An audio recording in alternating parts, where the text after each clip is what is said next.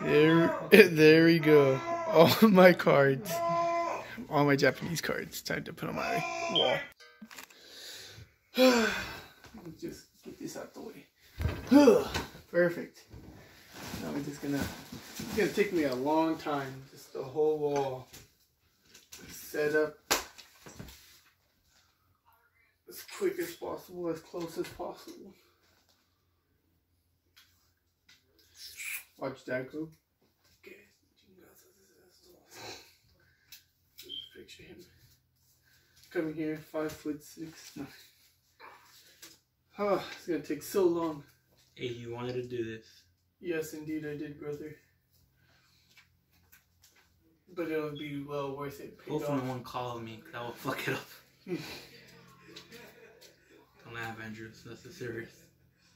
The most serious business around. Around town.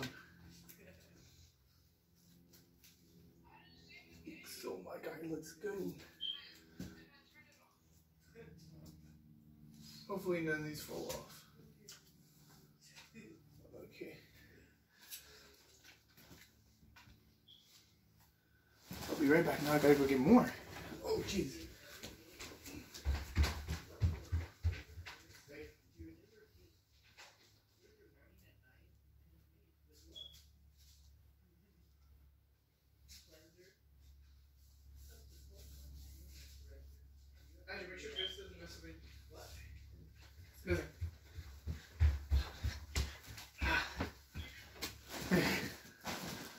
What are you doing? Being a master. Hmm. You're like, sure. Oh, okay, that's good. Ooh, it's a little bit hard.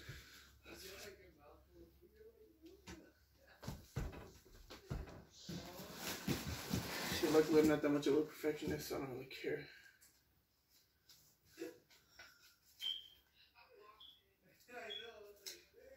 It's gonna be all off, but hey.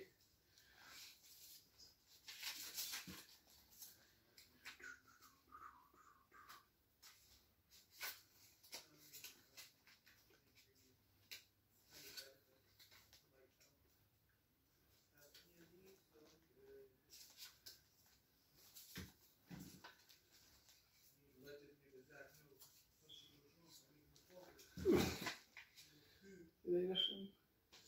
Yes. Perfect.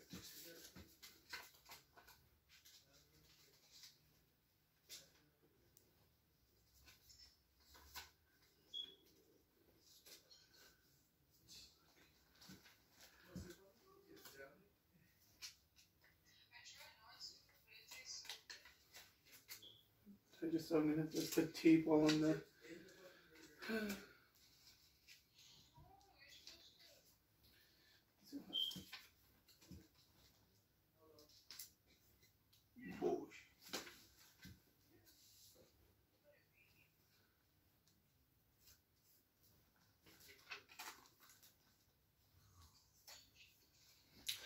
It is. What it is.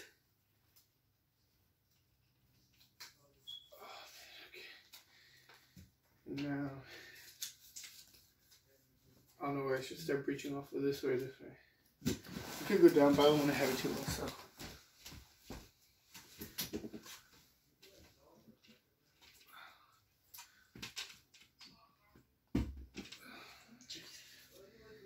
This makes another hole in the wall.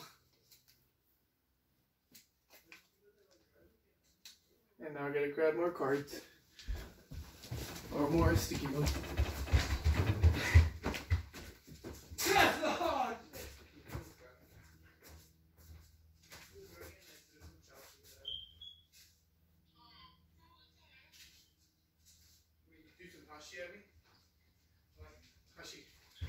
Hashi. Chopsticks.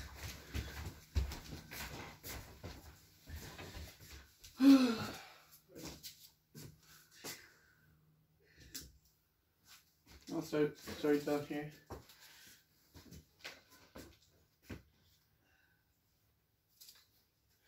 Umai!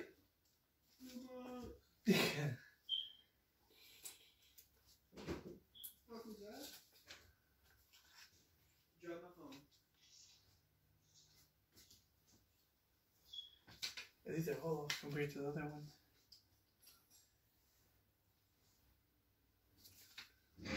Oh my god.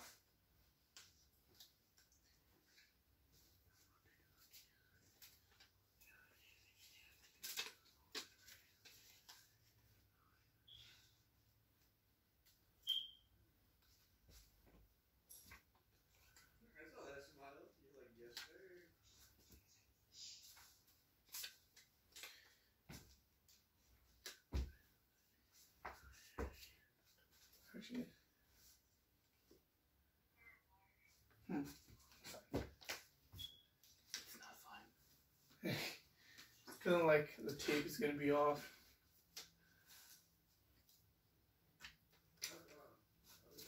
But then I thought I'm just gonna be taping small pieces. Oh, that's gonna be moved up higher.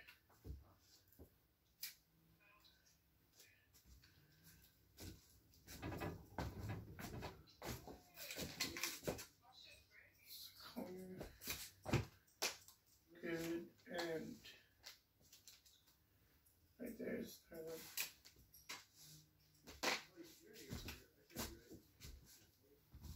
there we go.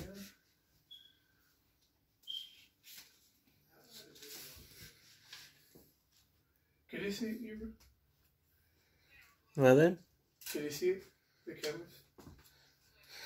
can we see? No, yeah, can they see the cameras? Yeah, I can see.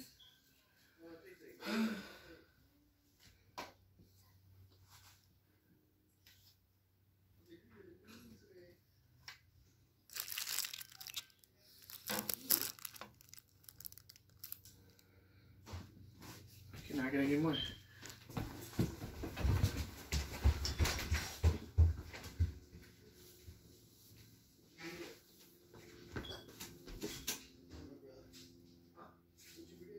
No, I'm getting more cards.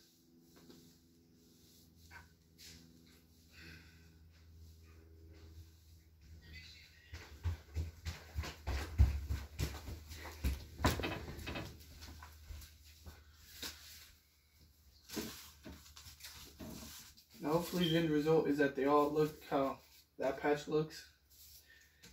Nice and neat. You know, let me just grab all of them, the rest.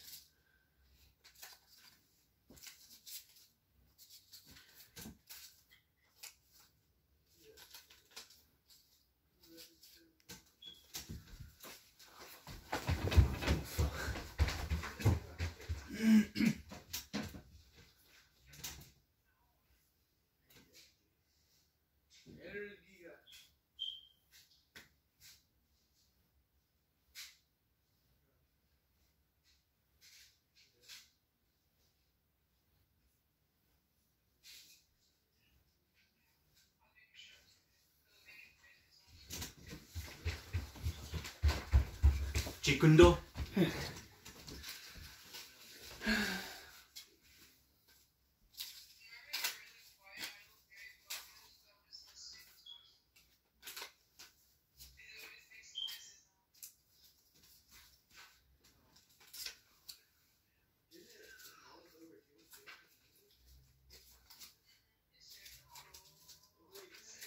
Chikundo.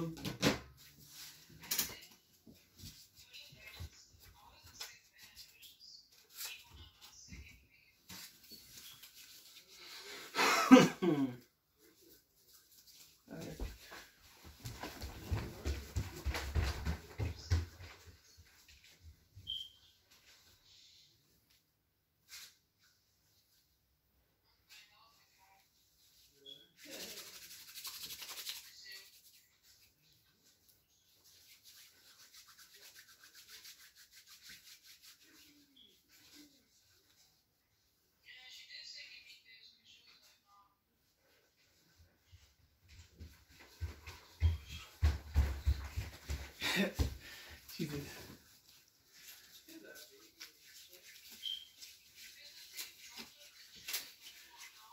I didn't finish all the sticky notes, so I didn't do all of them. I think I still had like 15 more to go, but they're more like phrases, so like I'll wait up on those.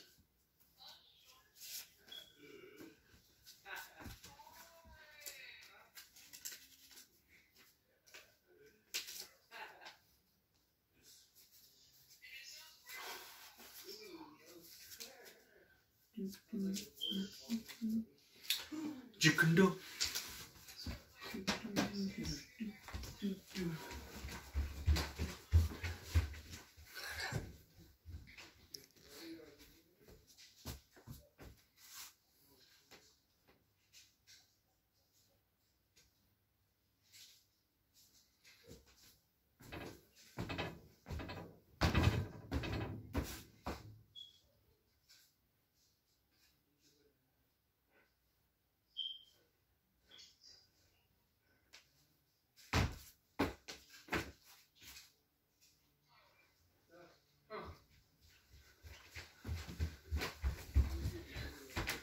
So many damn cards.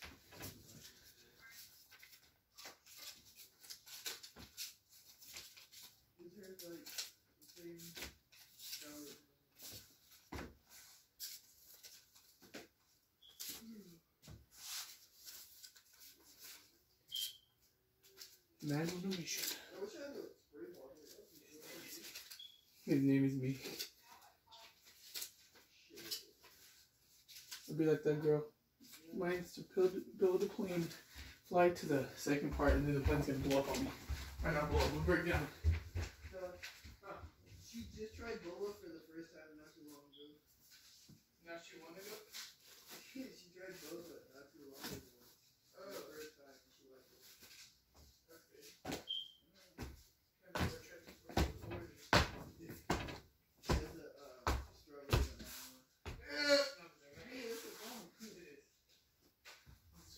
And I tried something she liked it. Ooh. God dang this.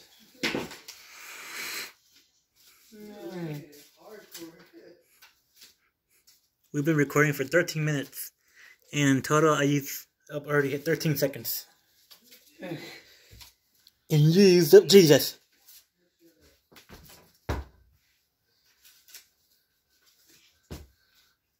Okay, now it's time to get to work. Oh, my back. God damn, I'm getting too old for this.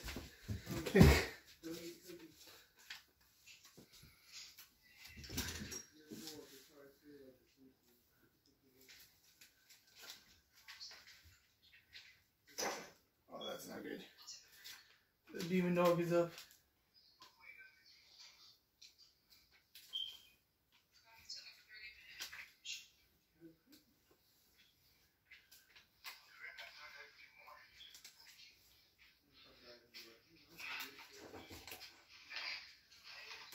What are you doing?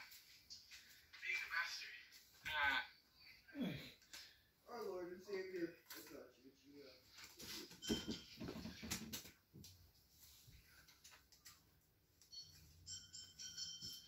Fucking break.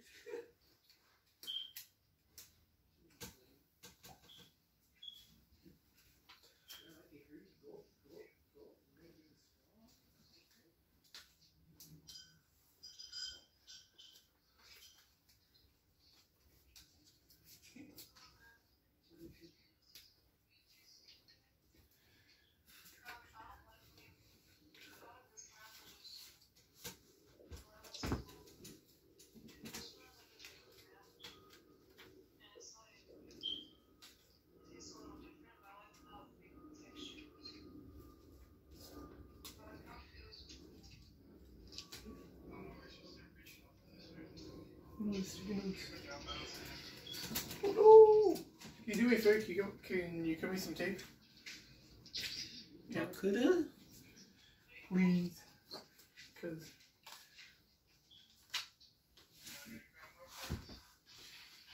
it's trying to not stick that way anymore after. Hey! If you do, you want better. What are you doing?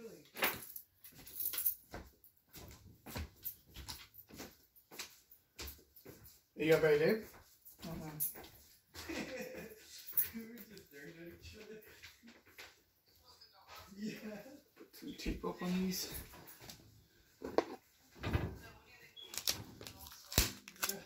Exactly what it is.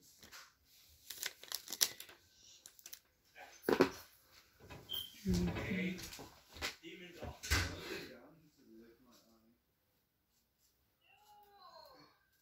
I was just laying down. Also, whole process, man. Looking like You know what? I'm gonna pause it for now and then resume when I'm done. Not done, like almost done. There you go. So most of it's already done now.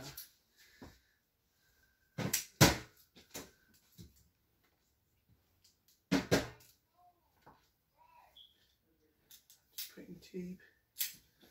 And tape.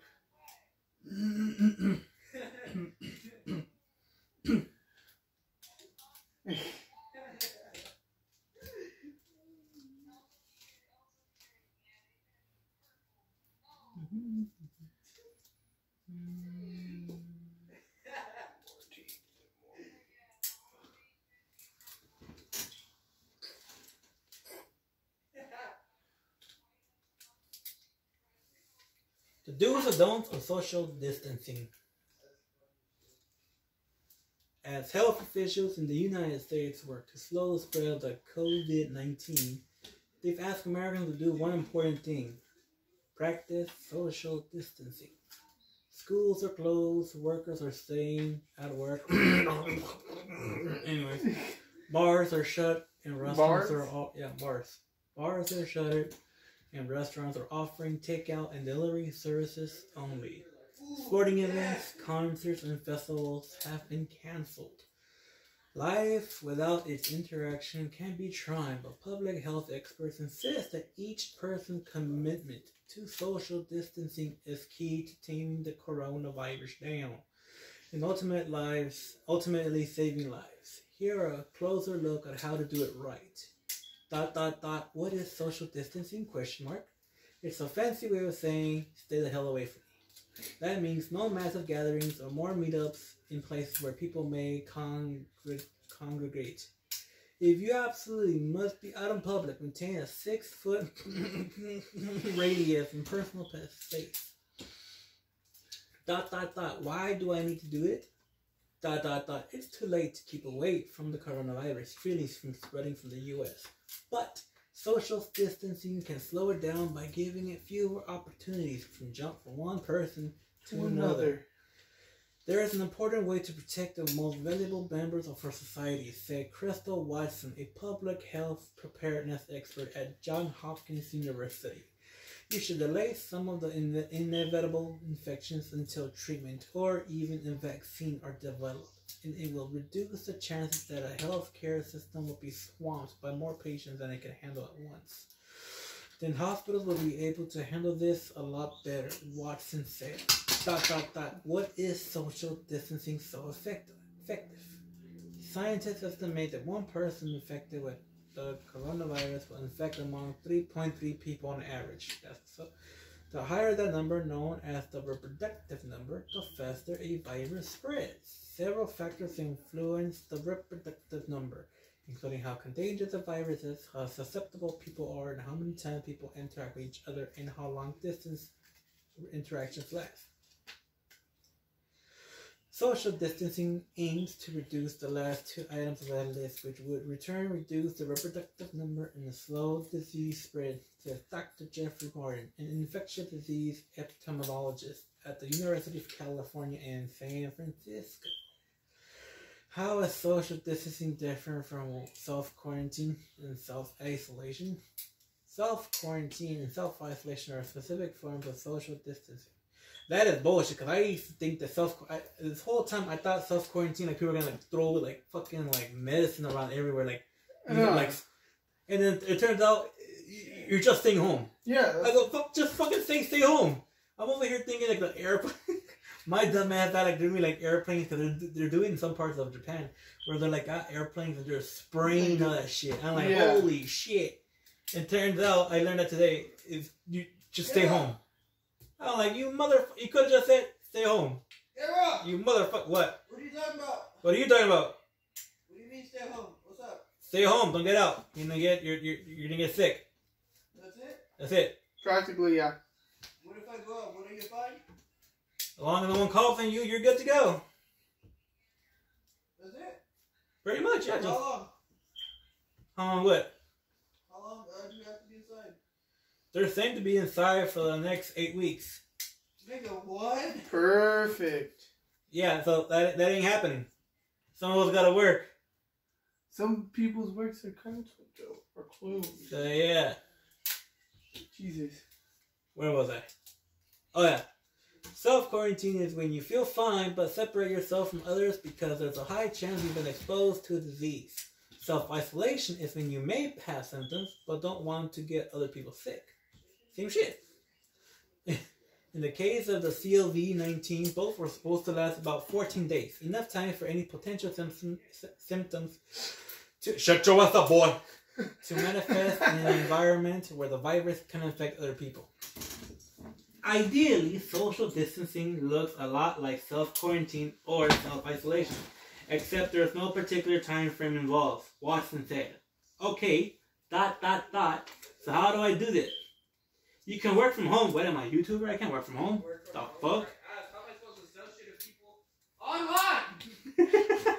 My whole job is interacting with niggas, bro. What the fuck? I understand your frustration this horrible time. Please, let's all work together. Where was I? Oh, yeah. If you can work from home, do so.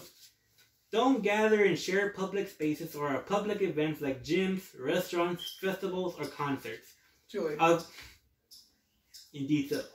Avoid cruises and non-essential travel, particularly if you're at high risk of getting very sick from the disease. The Centers of Disease Control and Prevention says, in quotations, if you need to get food prepared, don't eat in, grab your grub, take the takeout window, or have it delivered. Speaking of deliveries, ask them to be left at the door to minimize the risk of you and the delivery person. If you have to go to the store for groceries or other essentials, try to go during off-peak hours. While you're there, maintain a 6-foot distance between yourself and other people. That's impossible. Not everyone knows about this too, so no one's gonna be keeping 6-foot distance from each other. Not only that, when you're in the drug, when you're waiting to pay your shit, this is like how close we are to each other. Yeah, that's true. Like, you know, having stuff putting on the thing. Oh, hey, man. Oh.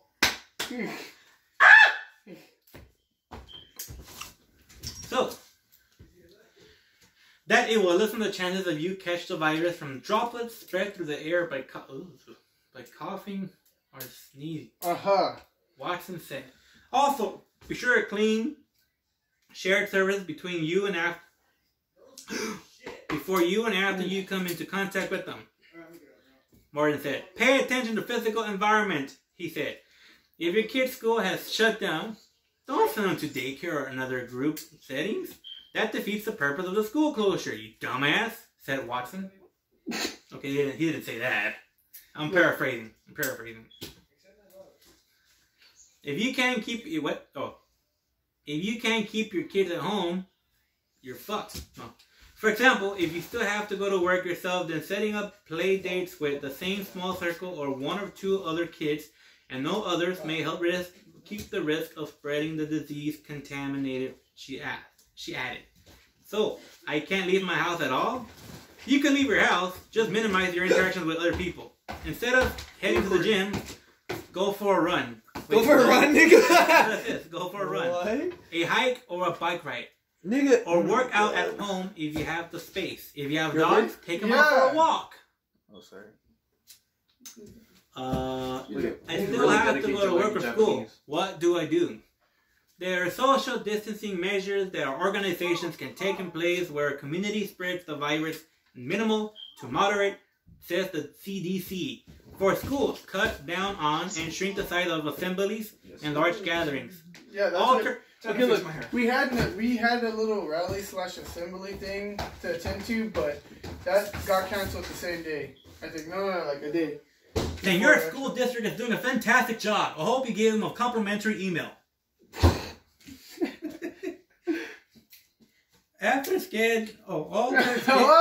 Alter schedules to reduce students mixing, staggering recess and entry and dismissal times.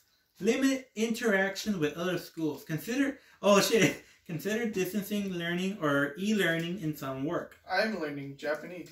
At work, increase the physical space between workers. That's impossible because we're all crammed in one spot. Stagger work schedules. That's incorrect. Actually, no. My fucking boss is cutting my hours. You son of... Reduce it. Where was I? I'm good. Oh yeah. I'm young. I feel fine. I hate being cooped up. No one I know has been diagnosed. Do I seriously need to do this? Yes. Capital letter. Seriously. We should all be practicing social distancing as much as possibly can. Watson said, even if you feel okay, you may be infected and can still pass it to the virus and the others who may be at risk of serious illness or even death. It's really important to consider that we're all part of this, and if you don't want to be the link in this chain that continues the chain of transformation that could possibly result in someone getting sick, she added, we can all make a difference. So when am I done with social distancing? It's hard to tell. Watson said, well, Watson, you're fucking fantastic at your job, you know that? We may be in this for a long haul, and we're going to have to make a lot of adjustments in our lives in order to accommodate that, she said. We'll get through it, but it's going to be painful at times. That sounds like a bummer.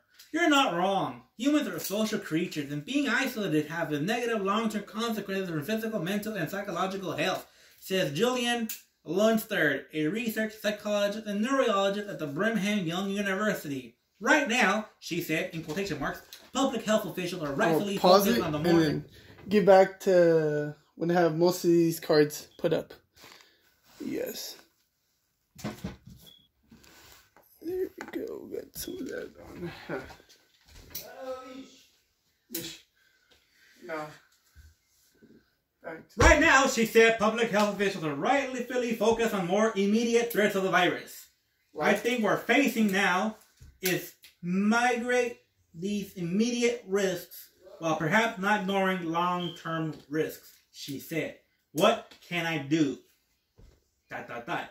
Luckily, there are plenty of ways to alleviate that social insulation, I can't read, and to look out for vulnerable members of the community.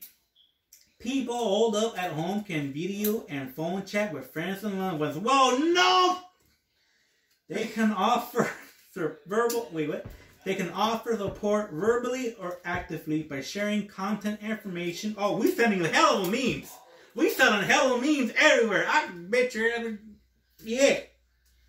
Oh, you mean about the health, not... Oh. Not... Oh. Well, we're still selling memes. Yeah, we're still doing it. Sharing content information or dropping foods or food gatherings to neighbors who might not... Fuck that neighbor. He try to get my fucking man in big hell on. Punk it. Sorry. Who might not be able to get out themselves or whatever. Lundstad pointed out to one of her own neighbors who sent out a group text offering... You must really know your neighbor. I don't know shit about my neighbor. I don't know anyone. Alright? All I know is a couple of them try to send me to jail. And I ain't going back!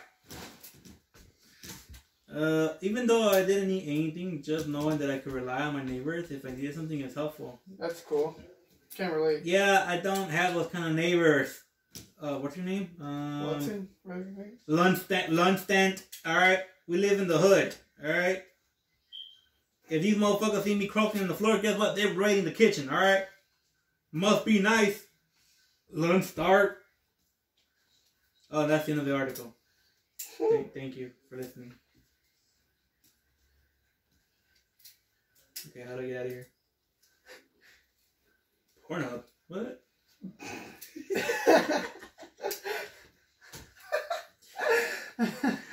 How do I get out? How do I bookmark for later? I mean, what?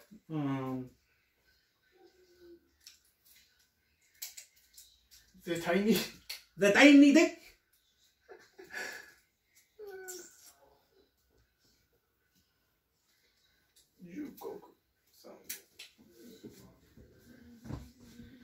Six things you probably did not know about Alexander the Great. Alexander III of Macedon, born in 356 to 323 BC, better known as Alejandro the Great, created one of the large... What's so funny? Another thing. Okay. created one of the largest empires of the ancient world in little over a decade. But how much do you know about the military commander? ... Wait, what? Oh. Here, author Jennifer McLaren shares 6 surprising facts about Alejandro the Great that you probably did not know of. Alejandro the Great. His name still echoes in time, both defined and vilified. His legend exists in nearly every language of on Earth and on the 4 major religions. Really? Damn. Talk about being British. We know that he was born in Pella, the ancient capital of Macedonia. Okay, I didn't know that. Well, now you know. But she said, we know. Who's we? Probably the history people. What do you call them? Historian? There we go. In 356 BC, and succeeded his father, Philip II, to the throne at the age of 20, following his father's assassination. Can you imagine? You're like, damn, I got my dad's shit, but sorry, Pops, you had to go. You didn't bob and you weaved. Alright. His strength and genius as a military commander is legendary. Just 10 years after his succession, he created one of the largest empires of the ancient world, reaching across 3 continents and covering over 2 million square miles from Greece to India. He was undefeated in battle and is widely considered one of history's most successful military commanders. Alexander the Great died just before his 33rd birthday. That's kind of young now. Yeah, still pretty young. In June of 323 BC from unknown causes. But, did you know, ... History fact number 1.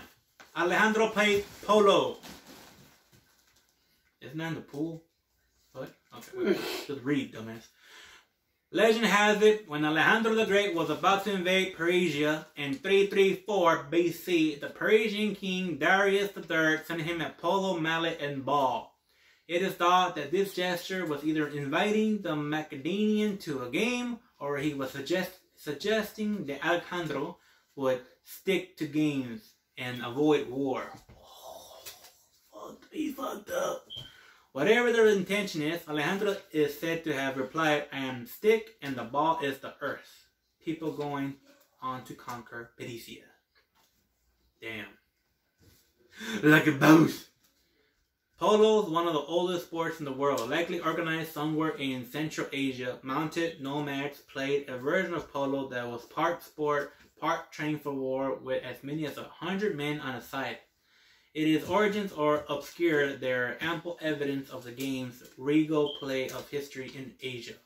The game followed the nomads' migration to Persia sometime between 600 BC and 100 AD. 100 or yeah, 100. Man, my shit's all cracked up.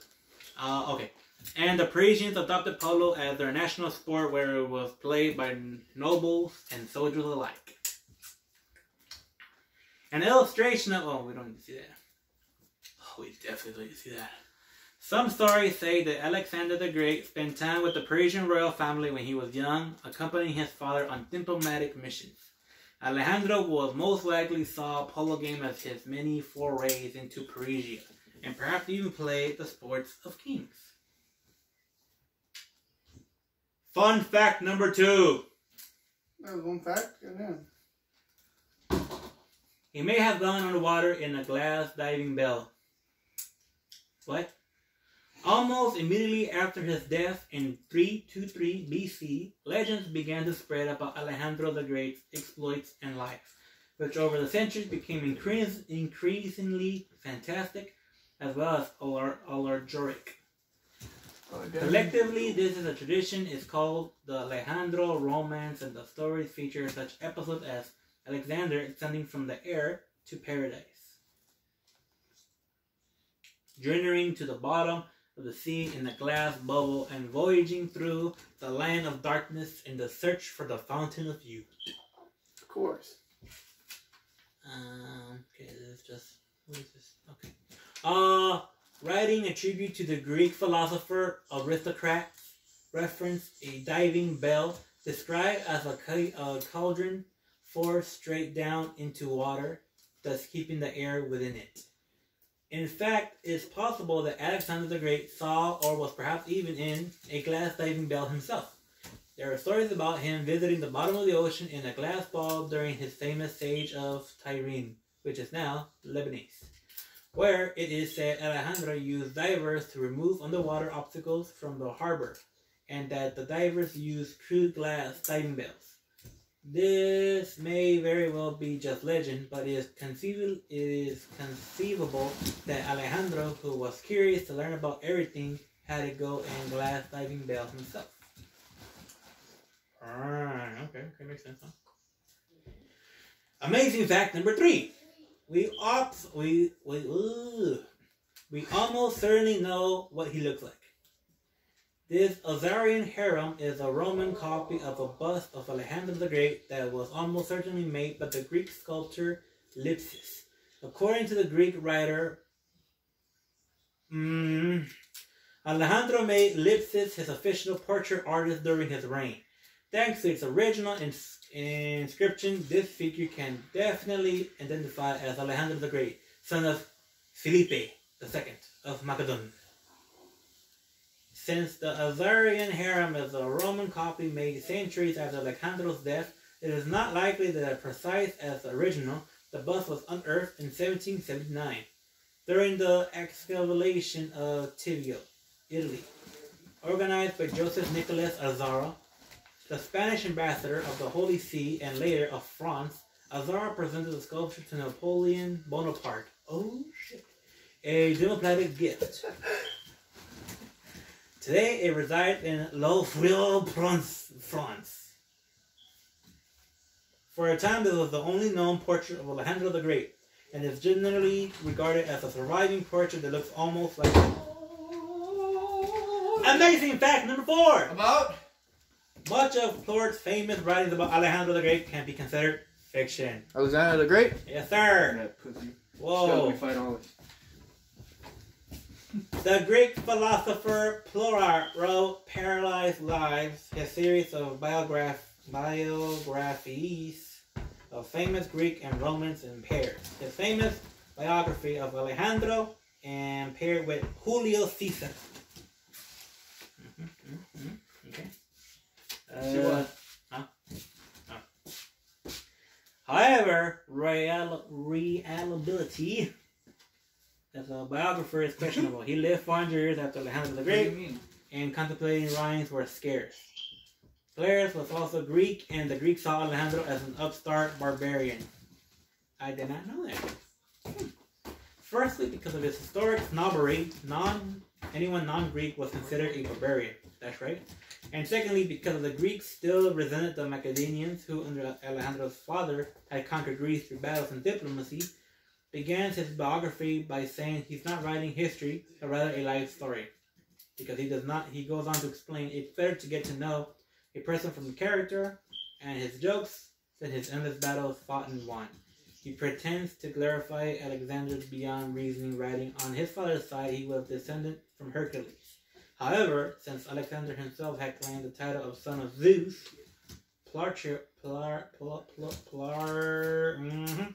was definitely trying to take him down a peg.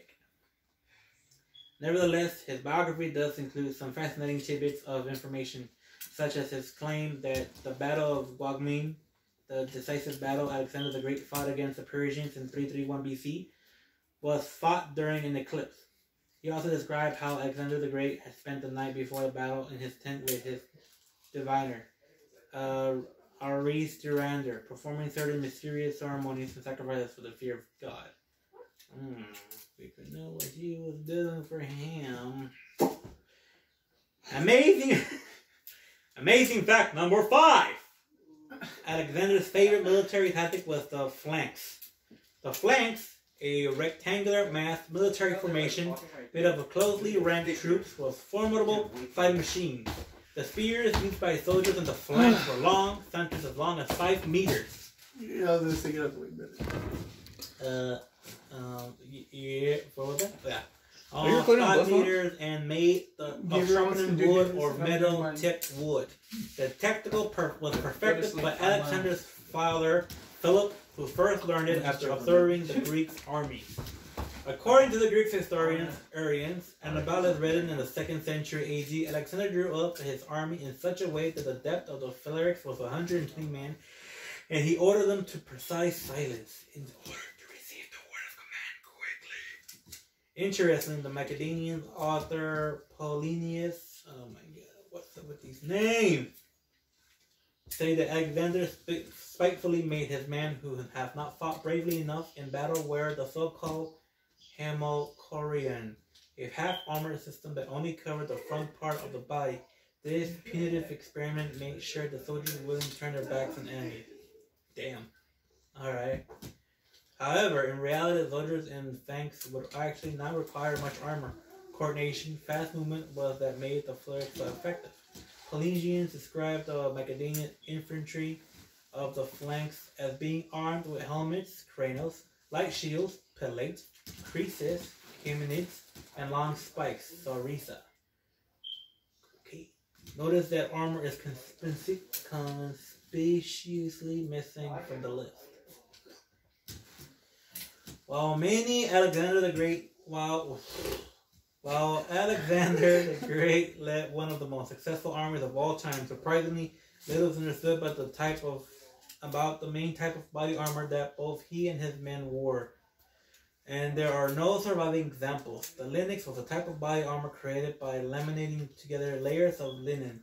It wrapped around the torso and tied around the shoulder with 2 flaps. The most famous image of this kind of body armor is the Alejandro mosaic, a celebrated ancient mosaic where it was found in the largest house in Pompeii, the House of the Faun. And despite Alexander the Great's depicts Alexander the Great's defeat of the Persian king Darius.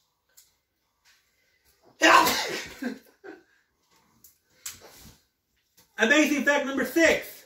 Oh. How many did I say here?